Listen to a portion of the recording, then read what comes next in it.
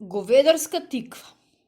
Една година говедарот од моето село падна тешко болен. Легна в постела. Легна и веќе нестана. Што не му правеа селските лекари бабите, му даваа да пие разни тревки и билки, му баја, го чадеа со влакна од мечка, но ништо не помогна.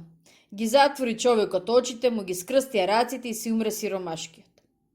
Ете ти сега бела, немаше кој да ги пасе селските говеда. Друг говедар од моето село не сакаше да влезе, а пак од друго село никој не идеше. Та кој би дошол во сиромашко село да пасе говеда? Почнаа малите деца сами да си ги пасат говедата и станаа говедарчиња.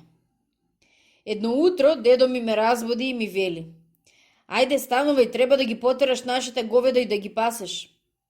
Како ќе ги пасам, се спротиставиш, зарем да бидам говедарче? Неќам и неќам. Нема тука неќам, одговори дедо. Ние сме селјани, кај нас нема плата, ако работиш ке јадеш, ако не работиш нема јадење, ќе гладуваш синко. Ние не сме граѓани, трговци и службеници. Со овие зборови дедо ми ме убеди. Станав, се облеков, се обув и му одговорив: добро дедо, ќе ги пасам, ама сам не одам, кој ќе ми биде другар? За другар е лесно, рече мајка ми. Ете детето на нашиот сосед, ученикот Мите. Мите е добро дете, тој е поголем од тебе и Мите го сакаат сите. Дедо ми ги истера говедата, мајка ми стави јадење во торбичето и му викна на соседчето: Мите, ајде денеска моја таса заедно со тебе нашите говеда да ги пасе.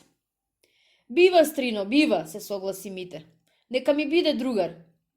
Мите ги истера говедата, ги смеша со моите и ние ги потеравме кон селските ливади да ги пасеме. Покрај воловите Мите имаше една крава и едно сиво магаре. Гледам на самарот од магарето обесени две торбички. Едната помала, а другата поголема. Мите, го прашав, зошто носиш две торбички? Во едната носам јадење, одговори. А во другата, пак го прашав. Што носам во другата, ќе разбереш кога ќе втасаме на ливадите. Ама кажи ми, Мите, го замолив.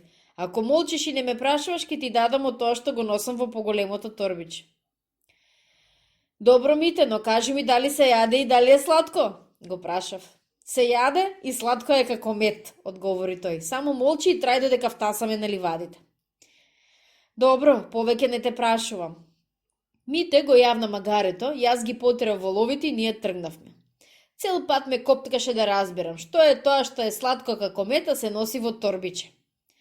Кога втасавме на ливадите, Мите слезе од магарето и ги пуштивме воловите да пасат. Тогаш Мите ми заповеда: ти ќе набереш трески и дрва, а јас пак ќе ископам дупка. Зошто ни е дупка? Прашав. Па да го испечеме она што е во големото торбиче, одговори Мите. А што е тоа во големото торбиче? Кога ќе донесеш трески и дрва, ќе го видиш. Ајде сега не губи време и брзај. Се растрчав по ливадите, кој од скрашените плотови, кој од врвите и евлите, насобрав цел куп дрва и трески. Ги врзав со појасот, ги кренав на рамо. Кога ги донесов, дупката беше ископана. Мите ги искрши треските и дрвата и ги нареди во дупката и рече: денеска ќе јадеме печена говедарска тиква. И каква е таа печена говедарска тиква? Прашав. Ке видиш, само ти донеси сува трева да запалиме оган. Отрчав, собрав цел куп сува трева и ја донесов. Мите ја намести тревата под дрвата и треските, извади кибрит од джебот и го запали огнот. А сега донеси го големото торбиче од самарот на магарето, ми рече Мите. Го донесов торбичето и тој од него извади мощна голема тиква печерка. Так тиквата беше зрела и жолта како лимон. Ја пресече згора кон горниот крај, ги извади семките и убаво ја исчисти. Мораме да причекаме. Зошто да причекаме? Прашав. Мора дупката убаво да се усвити. Кога дупката беше усвитена, тој ја испрета жарта и пепелта и додаде: за да биде тиквата сладка како мед, ќе мораме да туриме внатре млеко. Од каде ќе најдеме млеко? Па тука е нашата крава Шарка. Ќе намолземе млеко во тиквата и се стори работата. Појдевме кај кравата, тој ја помилува и ми рече: кравата е кротка и мирна како бувачка, ни клоца, ни буца, само ти за секој случај држи ја за роговите. Ја фатив кравата за роговите, тој ја почеша по плеките и почна да ја мозе. В час во тиквата почна да се пени и белее кравјо млеко. Тиквата се наполни. Ја однесовме кај дупката и Мите ја намести внатре. Од джебот извади една рака шеќер и го тури во тиквата. Вака ќе биде посладка, дополни и го помести горниот капак од тиквата како капак. Потоа ја запрета и рече: ваква тиква ни си јал, ни пак ќе јадеш, но додека се испече ќе набереме круши горници. И каде ќе најдеме круши?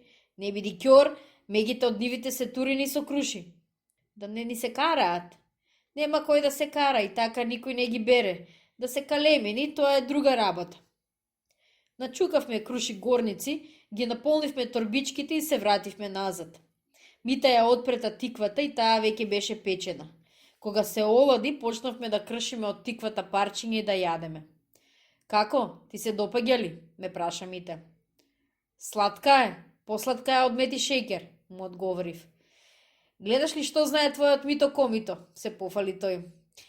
Мите, ова ќе го паметам додека сум жив, го пофалив. Утре јас ќе земам една тиква од дома, му реков, па ќе испечеме како оваа тука. Утре ќе проштеваш, ми одговори тој. Утре не идам тука златница да ми дадеш. А зошто? Прашав. Затоа што утре започнува новата учебна година.